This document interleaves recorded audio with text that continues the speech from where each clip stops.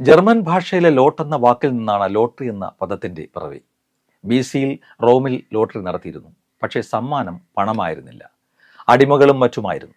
ഇറ്റലിയിൽ 1530-ൽ സർക്കാർ നേരിട്ട് ലോട്ടറി നടത്തി. വൈകാതെ ഫ്രാൻസിലെ ലൂയി 16-നും ഈ മാതൃക നടപ്പിലാക്കി. ഇന്ത്യയിലെ ആദ്യത്തെ lottery Madras governor sir Charles ട്രെവലിയന്റെ സംഭാവനയാണ്. 1850-ലാണിത്. Moore market, Ripon buildings, Victoria hall തുടങ്ങിയ മദ്രാസിലെ പ്രസിദ്ധമായ കെട്ടിടങ്ങൾ ആ ലോട്ടറിയുടെ വരുമാനം ഉപയോഗിച്ച് പണിതതാണ്. കേരളത്തിലെ ലോട്ടറിയുടെ ചരിത്രം തുടങ്ങുന്നത് 1874 മുതലാണ്. തിരുവിതാംകൂറിൻ്റെ ഭാഗമായിരുന്ന ശുചീന്ദ്രം സ്ഥാണുമലയ ക്ഷേത്രത്തിൻ്റെ 7 നില ഗോപുരം പുനർനിർമ്മിക്കാൻ ആയില്യം തിരുനാൾ മഹാരാജാവാണ് ഉത്തരവിലൂടെ ലോട്ടറിക്ക് തുടക്കമിട്ടത്. കൊട്ടാരം വൈദ്യനും ഭാഷാ പണ്ഡിതനും ചരിത്രകാരനുമായിരുന്ന വൈക്കത്ത് പാച്ചു മൂത്തതിൻ്റെതായിരുന്നു ആശയം. 70,000 രൂപ സ്വരൂപിക്കുകയായിരുന്നു ലക്ഷ്യം.